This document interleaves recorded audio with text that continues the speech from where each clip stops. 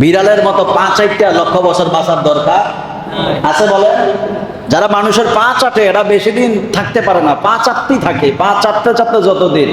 আর সিংহের মতো যারা এরা লড়াই করে বাঁচতে শিখে যায়, যতদিন বেঁচে আছে সিংহের মতো লড়াই করে বেঁচে যায়। কথা বলেন ঠিক কিনা বলেন? এই জন্য আমি বারবার আপনাদেরকে বলি, বাঘের মতো চলবেন, হুঙ্কার দিয়ে কথা বলবেন, নিজে ইনকাম করেন, নিজে খান, নিজের টাকা নিজে খান, কারো কথা শুনে কারো গোলামি করার কোনো দরকার।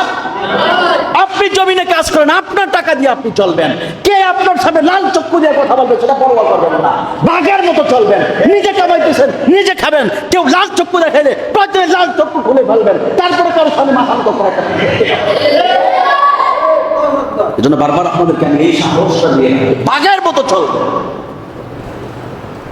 আমার পরিচয় মানুষ আমার কাছে ছাড়া, আমার ফ্যামিলি আমার কাছে ছাড়া আউট কোন এলাকার মানুষ আমার এলাকায় আইসা লাল চক্ষু দিয়ে কথা বলতে পারবে না। ঠিক কিনা?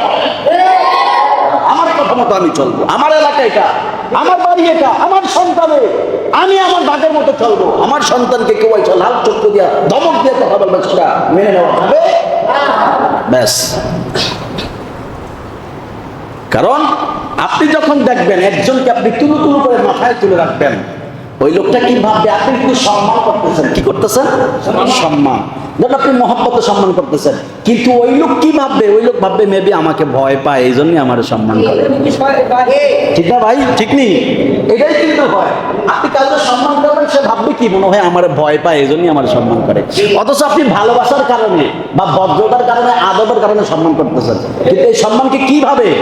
দুর্বল ভাবে। এই জন্য যারা সম্মান পাওয়ার যোগ্য না, তাদেরকে সম্মান দেওয়া যায়।